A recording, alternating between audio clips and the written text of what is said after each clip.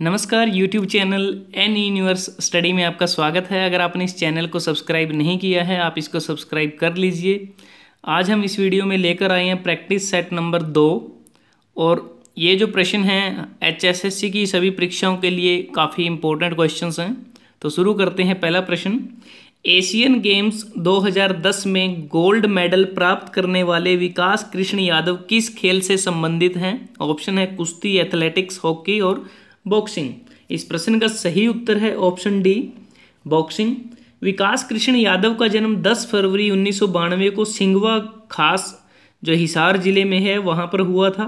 उनके पिता कृष्ण कुमार यादव बिजली विभाग में कर्मचारी हैं और उनकी ट्रांसफ़र 1994 में होने की वजह से पूरा परिवार भिवानी में शिफ्ट हो गया और 2003 में 10 वर्ष की आयु में भिवानी बॉक्सिंग क्लब को उन्होंने ज्वाइन कर लिया।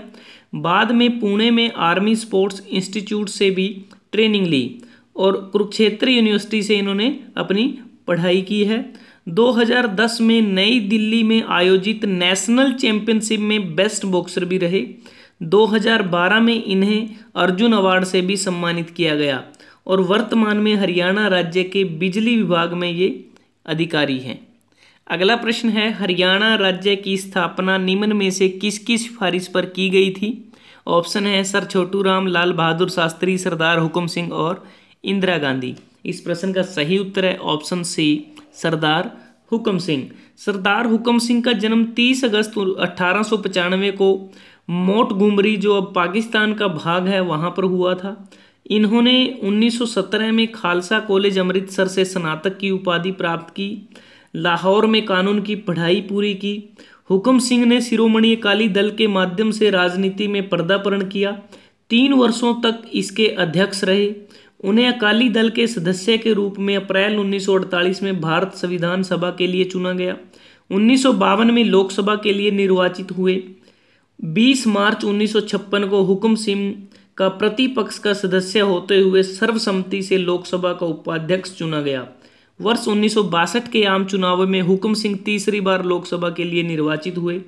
इस बार उन्हें कांग्रेस के टिकट पर पटियाला संसदीय निर्वाचन क्षेत्र से चुना गया था। 17 अप्रैल 1962 को हुकुम सिंह को सर्वसम्मति से तीसरी लोकसभा का लोकसभा अध्यक्ष निर्वाचित किया गया।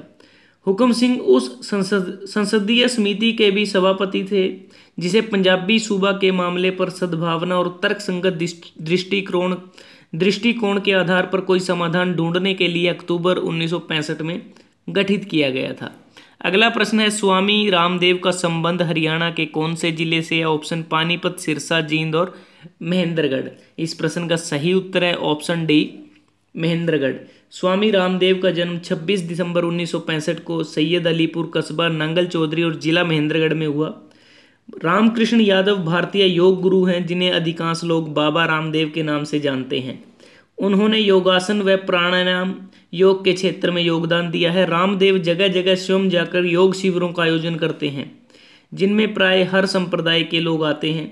रामदेव अब तक देश विदेश के करोड़ों लोगों को प्रत्यक्ष या अप्रत्यक्ष रूप से योग सिखा चुके हैं। भारत से भ्रष्टाचार को मिटाने के लिए अभियान इन्होंने प्रारंभ किया। गुरुकुल कांगड़ी विश्वविद्यालय से शिक्षा ग्रहण की। योग और आयुर्वेद को बढ़ावा देने के लिए बाबा रामदेव ने हरिद्वार में पतंजलि योगपीठ की भी स्थापना की है।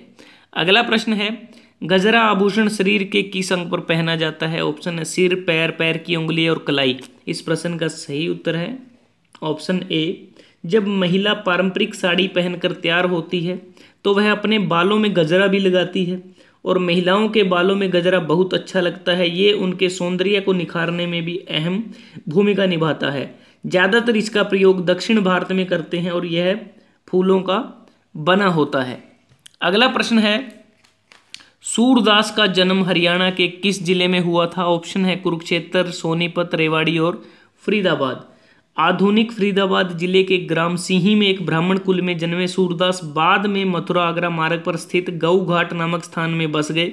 सूरदास जन्म से अंधे थे। सूरदास जी द्वारा लिखित 5 ग्रंथ बताए जाते हैं। सूरसागर, सुरसा रवली, साहित्य लहरी, नल दमयंती, ब्यालो। कवि महात्मा सूरदास हिंदी साहित्य के सूर्य माने जाते हैं। उनके पिता रामदास गायक थे। उनके गुरु का नाम श्री वल्लभाचार्य था। सूरदास की काव्य प्रतिभा ने तत्कालीन शासक अकबर को भी आकर्षित किया? आईने अकबरी तथा मुतकबूत तवारीख के अनुसार सूरदास को अकबर के दरबारी संगीतज्ञों में भी माना जाता है।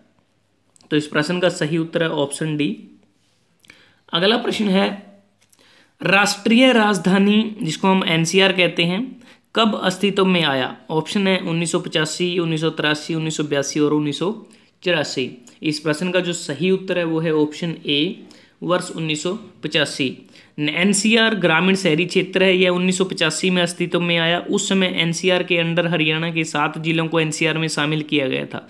वर्तमान में हरियाणा के 13 जिले एनसीआर में आते हैं, जिनमें फरीदाबाद, गुरुग्राम, महेंद्रगढ़, भिवानी, नूंह, रोहतक, सोनीपत, रेवाड़ी, झज्जर, पानीपत, पलवल, जींद और करनाल शामिल हैं। और इसके अतिरिक्त राजस्थान के 2 और उत्तर प्रदेश के 7 जिले एनसीआर के अंतर्गत आते हैं। अगला प्रश्न है, राजा जमयत सिंह किस रियासत से संबंधित थे? ऑप्शन है कैथल, थानेसर, अंबाला और रानिया। इस प्रश्न का सही उत्तर है ऑप्शन बी, थानेसर। अगला प्रश्न है, रोहतक में जन्मे बनारसी दास की प्रसिद्ध रचना कौन सी है? इस प्रश्न का सही उत्तर है ऑप्शन बी, अर्ध कथानक। हरियाणा के जैन साहित्य के रचनाकारों में बनारसी दास का प्रमुख स्थान है। अर्ध कथानक के अलावा नाटक, समयसार, बनारसी विलास, नामवाला, मोह विवेक युद्ध, नवरास रचना भी इनकी प्रमुख रचनाएं हैं। अगला प्रश्न है, राष्ट्रीय पशु आनुवांशिकी संस्थान ब्यूरो स्थित है? ऑप्शन है हिसार, पानीपत, करनाल और गुरुग्राम। इस प्रश्न का जो सही उत्तर है वो है ऑप्शन सी, करनाल। इसे अंग्रेजी में national bureau of animal genetic resources कहते हैं और वर्ष 1984 में करनाल में इसकी स्थापना की गई थी। अगला प्रश्न है, राज्य में गिद्ध प्रजनन एवं संरक्षण केंद्र स्थित है? ऑप्शन कैरू में, पीपली में, मोरनी में या पिंजौर में। इस प्रश्न का सही उत्तर है ऑप्शन डी, पिंजौर में। अगला प्रश्न है, घंटेश्वर मंदिर अवस्थित है? ऑप्शन है पानीपत, रेवाड़ी, कुरुक्षेत्र और यमुनानगर। इस प्रश्न का जो सही उत्तर है वो है ऑप्शन बी, रेवाड़ी। रेवाड़ी का घंटेश्वर मंदिर शहर के बीचों बीच स्थित एक प्रसिद्ध हिंदू धार्मिक स्थल है, जहां श्रद्धालु प्रतिदिन भगवान को नमन व उनकी पूजा करने आते हैं। यह मंदिर 3 मंजिला इमारत में बना हुआ है और घंटेश्वर मंदिर में सनातन हिंदू धर्म के देवी देवताओं की मूर्तियां विद्यमान हैं। उसके बाद प्रश्न नंबर 12, निम्न में से किस जिले में इंदिरा गांधी सुपर तापीय विद्युत परियोजना की स्थापना की जा रही है? ऑप्शन है सोनीपत, झज्जर, पलवल और रेवाड़ी। झज्जर जिले के झांडली गांव में स्थित यह परियोजना राष्ट्रमंडल खेलों के लिए विद्युत प्रदान करने वाली परियोजनाओं में से एक थी। इस परियोजना में कुल 1500 मेगावाट की संस्थापित क्षमता होगी। इसकी 500 मेगावाट यूनिट मार्च 2011 से वर्किंग में है और इस परियोजना को एनटीपीसी स्थापित कर रहा है। तो इस प्रश्न का जो सही उत्तर है वो है ऑप्शन बी, झज्जर। अगला प्रश्न है, निम्न में से कौन सा नृत्य खुशी के बजाय गम में किया जाता है? ऑप्शन है रास नृत्य, धमाल नृत्य, फाग नृत्य और खेड़ा नृत्य। इस प्रश्न का सही उत्तर है ऑप्शन डी, खेड़ा नृत्य। यह नृत्य परिवार में बुजुर्ग की मृत्यु के समय किया जाता है और खेड़ा नृत्य जींद, नरवाना, कैथल, करनाल आदि बांगर के क्षेत्र में बेहद प्रचलित है। अगला प्रश्न है, कार्तिक की अमावस्या को कौन सा त्यौहार मनाया जाता है? ऑप्शन है रक्षाबंधन, विजयदशमी, दीपावली और होली। इस प्रश्न का सही उत्तर है ऑप्शन सी, दीपावली। दीपावली इसको दिवाली भी कहते हैं, अर्थात यह रोशनी का त्यौहार है और शरद ऋतु में हर वर्ष मनाए जाने वाला एक प्राचीन हिंदू त्यौहार है।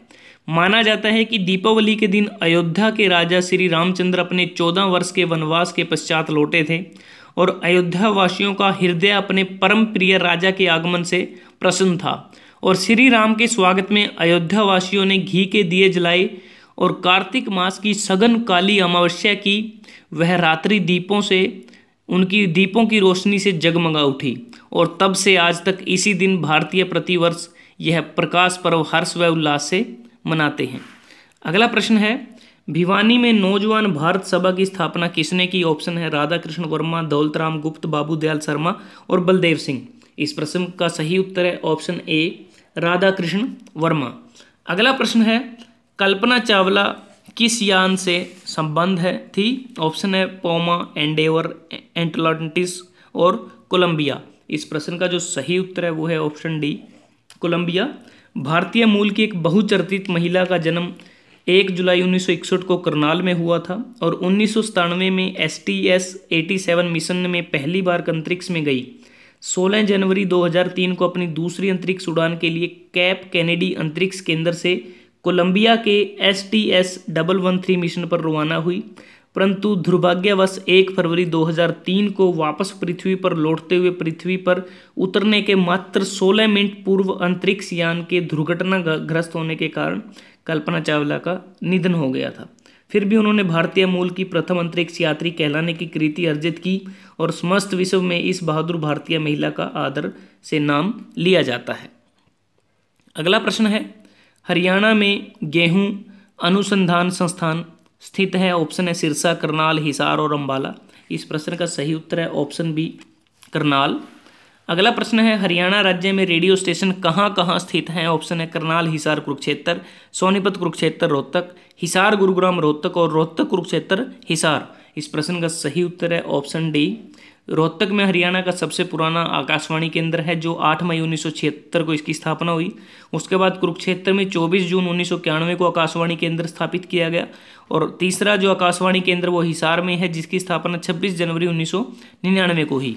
अगला प्रश्न है, हरियाणा राज्य की नई औद्योगिक नीति 2011 में औद्योगिक टाउनशिप खोलने की घोषणा की गई थी। ऑप्शन है पानीपत तथा पलवल, रेवाड़ी तथा सोनीपत, जींद तथा पलवल, फरीदाबाद तथा खरखोदा में। इस प्रश्न का जो सही उत्तर है वो है ऑप्शन डी, फरीदाबाद तथा खरखोदा में 30 दिसंबर 2010 को भूतपूर्व मुख्यमंत्री भूपेंद्र सिंह हुड्डा ने इस औद्योगिक नीति को अप्रूव किया था। अगला प्रश्न है, सारथी नामक वॉल्वो वातानुकूलित बस सेवा की शुरुआत की गई। ऑप्शन है चंडीगढ़ दिल्ली गुरुग्राम मार्ग पर, दिल्ली यमुनानगर अंबाला मार्ग पर, पलवल भिवानी रोहतक मार्ग पर और दिल्ली फरीदाबाद गुरुग्राम मार्ग पर। मई 2012 में सुपर लग्जरी बस की शुरुआत की और यह बस गुरुग्राम से चलकर इंदिरा गांधी एयरपोर्ट होते हुए दिल्ली करनाल के रास्ते चंडीगढ़ जाएगी। इन बसों में इंटरनेट के माध्यम से सीट बुक कराई जा सकती है और वोल्वो द्वारा दी गई इस बस की कीमत तकरीबन 85 लाख रुपए है। तो इस प्रश्न का जो सही उत्तर है ऑप्शन ए, चंडीगढ़ दिल्ली गुरुग्राम मार्ग। सो दोस्तों, अगर आपको ये वीडियो अच्छा लगा आप इसको लाइक कर सकते हैं, सोशल साइट पे आप शेयर कर सकते हैं, फेसबुक, व्हाट्सएप, ट्विटर पे अपने दोस्तों के साथ, स्टूडेंट्स के साथ, और एन यूनिवर्स स्टडी को सब्सक्राइब करना मत भूलें। आप इसके Facebook group N universe study को भी ज्वाइन कर सकते हैं। जल्द ही हाजिर होते हैं प्रैक्टिस सेट 3 लेकर। वीडियो को देखने के लिए आपका धन्यवाद। आपका दिन शुभ रहे।